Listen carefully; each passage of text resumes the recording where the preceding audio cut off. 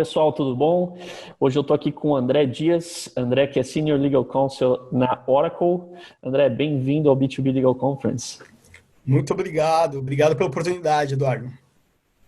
Ótimo. Bom, o que é bem interessante desse conteúdo que o André vai compartilhar com a gente, as ideias que ele vai trazer para a gente, é a gente se dar conta que a Oracle é tanto uma empresa de tecnologia, quanto ela é uma empresa de um grande porte, né, é multinacional, e que também tem clientes de vários portes, né, e setores. Então, eu acredito que a conversa aqui vai ser bem rica, especialmente para todos que estão assistindo, né, de departamentos jurídicos, tirar alguns insights de boas práticas, né? Então, hoje, muito do assunto que o André vai compartilhar aqui com a gente é relacionado a um panorama da gestão jurídica para empresas, especialmente de tecnologia, ou que querem mirar como praticam as empresas de tecnologia, compliance, dentre outros assuntos.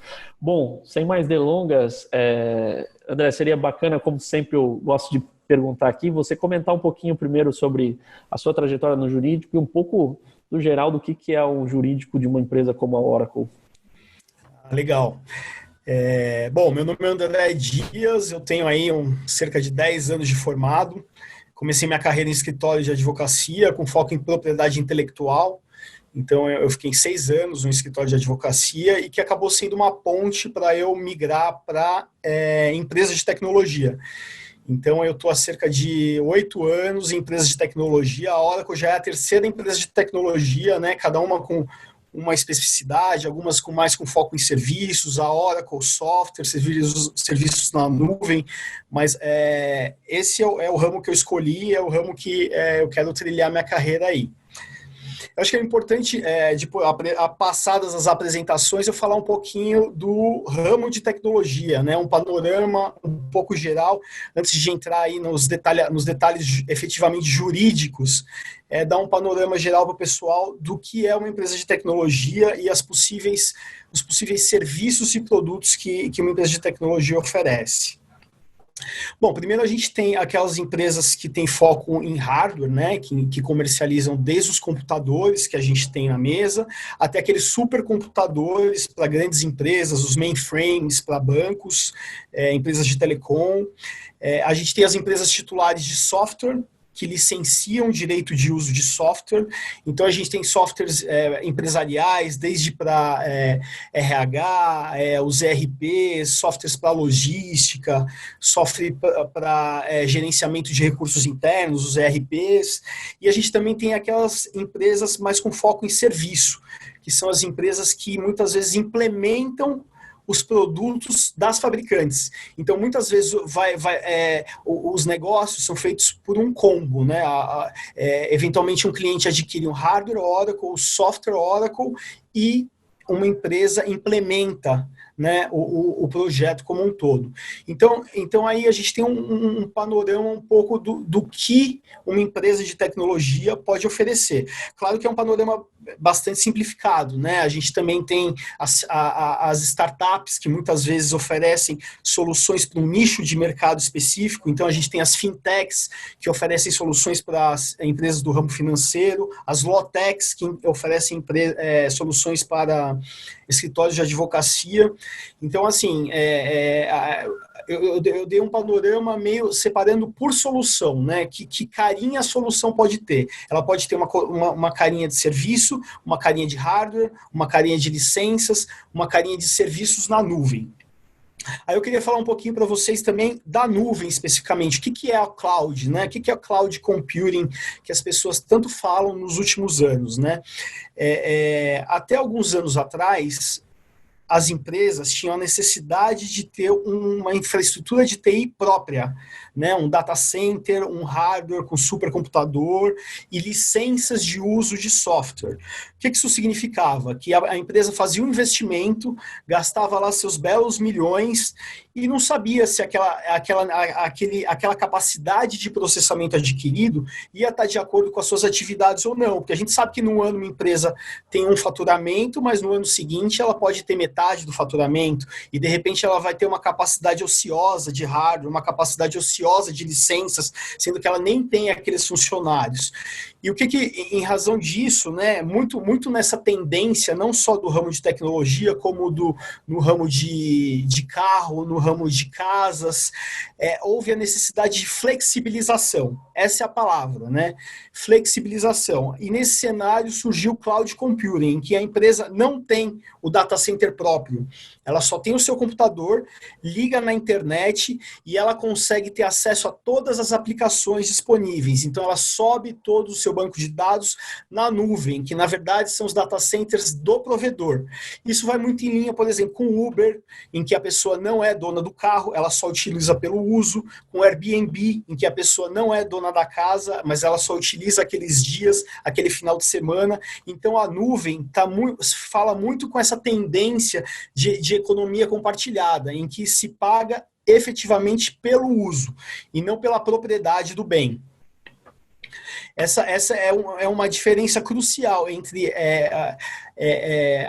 a estrutura anterior, que a gente chama, né, no linguajar técnico, on-premise, em que há instalação na localidade, para a estrutura atual de cloud, que é a grande tendência do momento. Legal. Aí, E assim, a gente na B2B é fascinado por isso, né? Porque a gente tem lá 15, 16 mil softwares quase na nuvem, on-premise, todos listados e categorizados, inclusive alguns da Oracle lá. A minha curiosidade é o que isso significa em termos jurídicos, né? No jurídico, o que isso significa? Você vender on-premise versus você vender na nuvem? Legal, essa é uma pergunta importante e impacta de fato o nosso dia a dia, porque assim, quando a estrutura anterior da Oracle, por exemplo, né, uma empresa que eu tenho mais familiaridade, a estrutura era, vou vender Oracle hardware, vou vender licença, a gente tinha muito aquele speech de termos e condições padrão do fabricante. Na medida que a gente muda para o mundo cloud, que é um mundo mais customizado e que a gente precisa adequar os nossos serviços a alguns requisitos de segurança setoriais, há necessidade de uma negociação mais efetiva e mais, eu diria, mais volumosa de termos e condições. Então, não é aquele discurso anterior que a gente tinha de aceita os termos e condições padrão, ele fica um pouco mais fragilizado no mundo cloud e acaba ensejando o maior trabalho e o maior engajamento dos departamentos jurídicos dessas empresas de tecnologia. Esse é um aspecto bastante importante. Aí, falando aproveitando o gancho, falando um pouquinho em algumas habilidades, né, alguns conhecimentos que um advogado de empresa de tecnologia precisa ter para ter uma atuação satisfatória numa empresa de tecnologia. Na verdade, é lógico que tem as questões legais, né? Eu como advogado essencialmente de contratos, a gente precisa conhecer do Código Civil, eventualmente, numa contratação privada.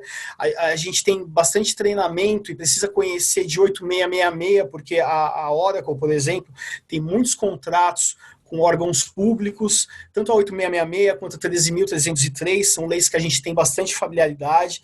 Então, é óbvio que a gente precisa ter esse conhecimento legal, mas além do conhecimento legal, um advogado de tecnologia precisa entender do negócio. É essencial a gente entender alguns linguajares técnicos, alguns termos que só quem é um profissional de TI entende. Por exemplo, eu quando comecei a analisar contratos, me surgiam algumas palavras como SLA, né? O que é um SLA? Né? É o prazo que o técnico tem para corrigir um problema. Então, a gente tem que ter alguns conceitos frescos na cabeça. Por quê? Porque esses conceitos, o não atendimento, né, de um determinado conceito pode implicar numa multa contratual. Ou seja, se eu não tenho segurança que aquele SLA, que o nível de disponibilidade tem um tal significado, que um Disaster Recovery Plan tem um determinado significado, eu posso, no final do dia, assinar um contrato que vai ser um contrato extremamente desvantajoso para a empresa de tecnologia e pode ensejar a aplicação de multas contratuais. Então, a gente precisa entender no negócio, precisa entender se tem a alocação de recursos no cliente, ou seja, técnicos lá pessoalmente, afastar questões de responsabilidade trabalhista em relação à alocação de clientes, questões de limitação de responsabilidades são bastante importantes, propriedade intelectual, né? O cliente está contratando a gente ele tem a expectativa de adquirir propriedade intelectual ou não. A gente está simplesmente prestando um serviço, mas a propriedade intelectual permanece com a empresa. Essas são questões bastante discutidas no dia a dia do jurídico de uma empresa de tecnologia. E até uma curiosidade, você falou então de algumas habilidades de um advogado jurídico para uma empresa de tecnologia. E para aqueles gestores jurídicos, advogados jurídicos de empresas de tecnologias não tão grandes quanto a Oracle, às vezes uma startup, por exemplo,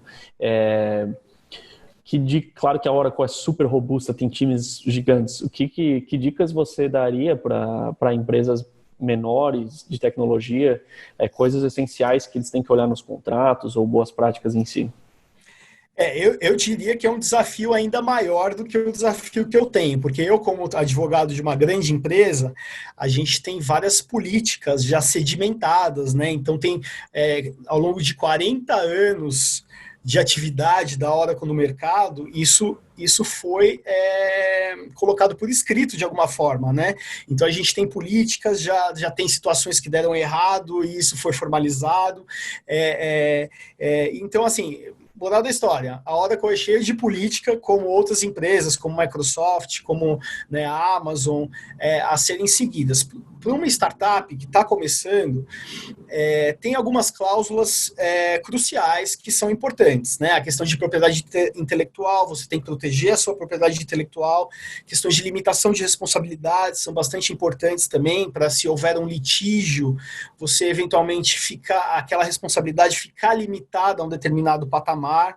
E eu recomendo também contar com o apoio de um escritório externo que tenha uma expertise aí para, principalmente startups que muitas vezes têm soluções que muitas vezes nem são reguladas, são soluções carentes de regulação, então a gente tem que ficar muito atento com a jurisprudência para ver se alguma questão já foi enfrentada no judiciário, né? A gente lê as notícias relacionadas ao Uber, ao Airbnb, aí, que são empresas disruptivas de mercado. Quanto mais disruptiva a solução, maior o cuidado jurídico, né? Mais a importância de um jurídico atento aos caminhos em que a empresa vai ter. Dizem que a Uber tem toda uma operação gigantesca só de jurídico em si, né? Mundialmente falando, para poder entrar na época que estava entrando em novos países, novas cidades, né? Sim, exatamente. Eu conheço algumas pessoas de lá, eu sei que o desafio deles é bem grande, porque eventualmente tem leis relacionadas ao tema, às vezes nas cidades de cada país. Então você tem que entender a legislação específica de uma cidade do interior. Imagina isso em escala global, né? O trabalho que não dá. Então, de novo, a questão da tecnologia disruptiva, né? É uma oportunidade, mas tem que ser uma oportunidade, essa oportunidade tem que ser vista com responsabilidade, né? E até uma curiosidade, uma empresa do porte da Oracle, como funciona a hierarquia da informação? Por exemplo, vocês têm, por um certo nível de contrato, passa até tal pessoa para aprovação, para revisão, contratos maiores vai para matriz. Como funciona a hierarquia de informação e o número de pessoas do jurídico envolvidas? Sim, a gente tem... A Oracle tem várias políticas, né? E uma delas é uma matriz de aprovação. Então, a gente tem determinadas cláusulas contratuais que a gente do jurídico tem alçada para aprovar. Algumas cláusulas, na verdade, acabam indo para o headquarters, vão para São Francisco, porque são cláusulas que fogem muito do padrão. Algumas cláusulas são aspectos mais técnicos, então são as áreas de delivery, né, que dão input. Então, dependendo do tema contratual, a gente já tem um documento pré-estabelecido que prevê quais áreas precisam ser envolvidas. Então, tudo isso também já está bem regulamentado numa política interna. Bom, e aí eu queria falar sobre um assunto com você, que é a questão de como funciona a parte de legislação dos seus clientes, né? Então, uma coisa que eu tenho muita curiosidade é, vocês têm muitos clientes, né? Tem setores diferentes, vocês adquiriram empresas diferentes, né? E como que vocês acompanham também a legislação dos clientes aos quais vocês servem? Como vocês lidam com isso? Isso é um aspecto bastante importante, porque não é porque a gente é uma empresa de tecnologia que a gente tem que fechar os olhos para a legislação aplicáveis a empresas de outros setores, porque eles são nossos clientes. Então, eu vou te dar um exemplo, né? Empresas do setor bancário. A Oracle presta serviço para a grande maioria dos bancos, né? E eles são fortemente regulamentados pelo Banco Central, por resoluções, algumas específicas, por exemplo, a contratação na nuvem. Então, a Oracle tem que estar atenta a essas regulamentações, porque muitas vezes a gente tem que refletir no contrato um requisito de segurança, uma questão de auditoria específica do Banco Central. Então, tudo isso a gente tem que estar atento, e muitas vezes esse é um desafio que a gente tem. Muitas vezes essas legislações, seja da Anatel para telecomunicações, seja do Banco Central, ou seja decretos municipais para clientes públicos, elas não conversam com as nossas políticas, elas vão de encontro com as políticas da Oracle. Então a gente tem que fazer um exercício interno, seja de fazer com que haja uma flexibilização local, ou um meio termo aceitável entre, né, a política americana, que também é restrita, que também não dá muita margem para alteração, por outro lado, a legislação setorial brasileira, e nesse trabalho de negociação chegar a um meio termo aceitável para as duas partes. Esse é o nosso exercício diário, né? Fazer a legislação local conversar com as políticas americanas lá, que também são bem complicadas, né? Então, é isso que faz ficar divertido o nosso trabalho aí do dia a dia. Eu imagino que isso se aplica para basicamente toda multinacional, né? Tem que ter essa interação com a matriz, tem que entender também quais são as diretrizes que vêm lá de fora, né? Exatamente. A gente faz muito esse canal, né? Fazer essas duas realidades conversarem. Isso faz bastante parte do nosso dia a dia, né? E assim, eu vou aproveitar o gancho e vou falar de um outro tema polêmico também em contratos de tecnologia, né? Que costuma dar uma certa discussão. Os nossos contratos, além das cláusulas, né, de qualquer contrato, de limitação de responsabilidade, de propriedade intelectual, muitas vezes, em razão da dinamicidade da tecnologia, a gente precisa ter algumas referências a links externos, seja para políticas de segurança, seja para políticas de suporte técnico, e esses links, em algumas situações, geram algum desconforto nos nossos clientes, porque olha só, peraí, eu vou assinar um contrato, mas eu estou aderindo a um link que eu não sei se você vai alterar ou não. Como que eu vou pagar um preço por um serviço que você está dizendo que você pode alterar? Né? E o que a gente fala? Né? O que é a realidade? Essas políticas são, sim, passíveis de alteração, mas elas podem ser alteradas no sentido de aumentar a segurança para os clientes. Né? A gente não sabe se amanhã vai ter uma fragilidade de segurança e a gente precisa inserir um requisito de segurança adicional. Então, elas nunca são em detrimento do cliente. E isso está escrito nas políticas em geral, né? Então, é um ponto que eu achei interessante passar para vocês, porque costuma ser prática nesses contratos de tecnologia, gera um desconforto, só que a gente acaba tendo uma alternativa e saindo do outro lado nesse sentido. Ou seja, pode ser alterado, mas fica tranquilo que não é para o seu mal, né? Para o seu bem. Eu lembro que em 2015 eu trabalhava numa empresa de SaaS, né, de software na nuvem, um software comercial, um software para vendas, e geralmente era super já tranquilo, porque eu vendia no cenário americano, então as pessoas já compravam, elas entendiam que elas colocavam cartão de crédito, aquela coisa, você coloca o cartão de crédito, aceita os termos e condições e por aí vai. Mas volta e meia surgia alguém que não era tão acostumado a esse cenário e, não, peraí, mas onde que está o contrato, né? Onde que eu assino o contrato? E como que eu sei que isso não vai mudar, né? Exatamente, tá certo, né? Porque, assim, um jurídico diligente, né? Ele precisa entender, ainda que seja um link, Aquele link pode ter uma condição que, de alguma forma, eu falo porque, assim, eu como Oracle, eu como jurídico Oracle, eu analiso os contratos tanto na qualidade de provedor de serviços, quanto na qualidade de comprador, porque a gente também tem fornecedores. Então, quando eu estou na outra ponta, analisando os contratos, né, de fornecedores, a gente tem esses cuidados, né? A gente quer entender a contratação como um todo. Então, um jurídico dirigente tem que, sim, acessar o link e entender, né? Isso é bastante importante. Boa. Falar um tema que a gente bateu um papo no começo, que eu acho bastante relevante, que é contratação com o setor público.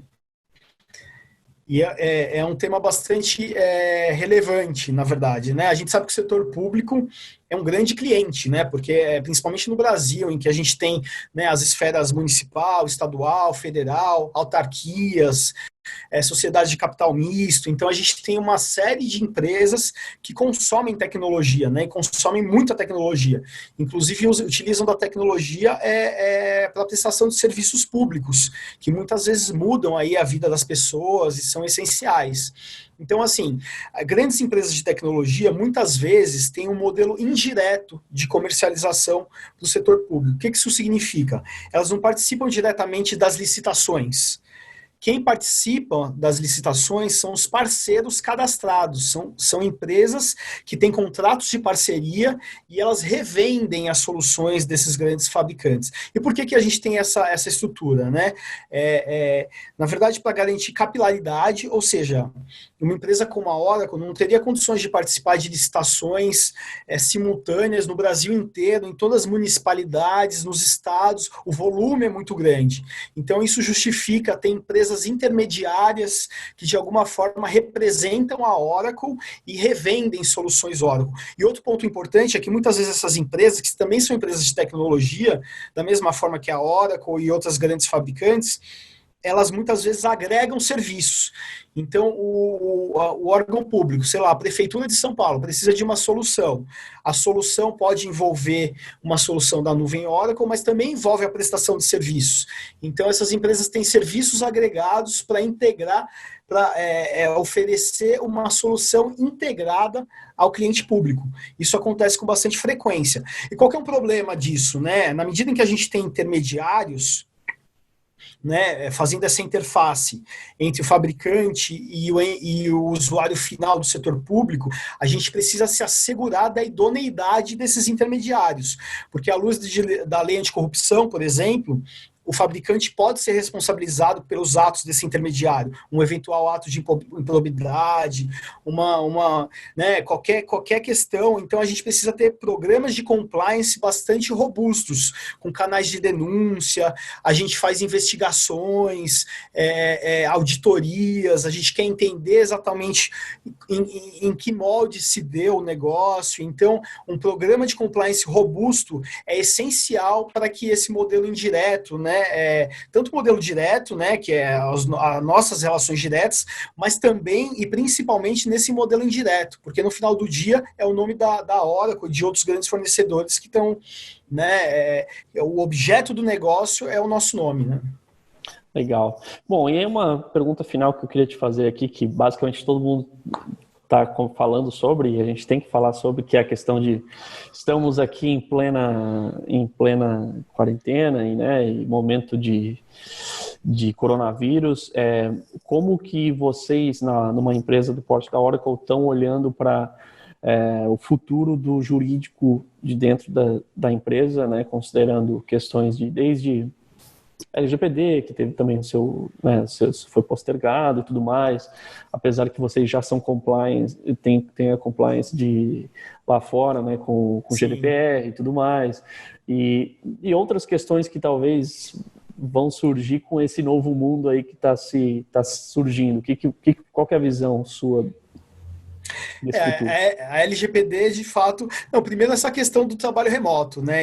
Mas eu acho que isso nem é um privilégio só de jurídico de empresas de tecnologia. Hoje em dia, todas as empresas estão enfrentando essa realidade e o que isso atrela, né? Preocupações de segurança, né? Tomar cuidado com as comunicações. Então, isso é um fator muito importante que não afeta só a Oracle, não só as empresas de tecnologia, como todas as empresas dos diversos ramos, né? E pegando o gancho, a questão da LGPD, que é a bola da vez, né? Eu, por exemplo, abro o meu LinkedIn, a bola da vez é eventos de LGPD, como aderir à LGPD, então é bastante importante, né? Eu gosto de ressaltar exatamente o que você falou, né? Grandes empresas de tecnologia, multinacionais, por já estarem em compliance com legislações lá fora, principalmente a legislação europeia, o GDPR, elas acabam, né, já estando alguns passos na frente em relação a esse buscado compliance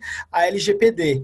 Então, em relação a termos contratuais, a gente já tem cláusulas, né, que determinam o papel das partes, os limites do processamento, o que fazer no caso de processamento de dados entre países, e os princípios de LGPD também a gente já aplica no nosso dia a dia, né? Aqueles princípios da finalidade, de utilizar o dado só para aquela finalidade específica, o consentimento, e medidas técnicas que também são essenciais, né? Então, a gente acaba já tendo alguns passos na frente de uma empresa nacional que, de fato, vai ter que tomar medidas aí, tanto operacionais, quanto técnicas, quanto jurídicas, para adequação à LGPD. Eu acho que, assim, para finalizar, um ponto que também a gente que trabalha em tecnologia não pode deixar de mencionar é a questão de internet das coisas, machine learning, ou seja, sistemas que imitam a capacidade humana de tomar decisões, né? De quem é a responsabilidade por essas decisões, né? Se uma máquina aprendeu a tomar uma decisão com base em fatos passados, em que medida a gente vai responsabilizar a empresa, vai responsabilizar o programador, e se essa máquina eventualmente tomar uma decisão que tem algum caráter um pouco discriminatório, né, com base em reconhecimento facial. Então, esses são temas bastante polêmicos que sempre vêm à tona e que, assim, eu não tenho respostas para isso. A única certeza que eu tenho é que eles vão ser objeto de muito debate daqui para frente. Muito bom, muito obrigado, André, pela participação. Se quiser deixar um recado final, do seu contato, LinkedIn, quem quiser te acompanhar em redes sociais. Mas desde já te agradeço por participar aqui do B2B Legal Conference com a gente. Legal, obrigado, Eduardo. Fiquei muito feliz em participar aí, compartilhar um pouquinho dos conhecimentos da realidade, né, do jurídico de uma empresa de tecnologia. Convido os advogados aí que têm interesse, né, ao setor, de repente estão num setor que não se identificam muito, o setor de tecnologia realmente é apaixonante. E é isso, a gente se cruza por aí. Muito obrigado.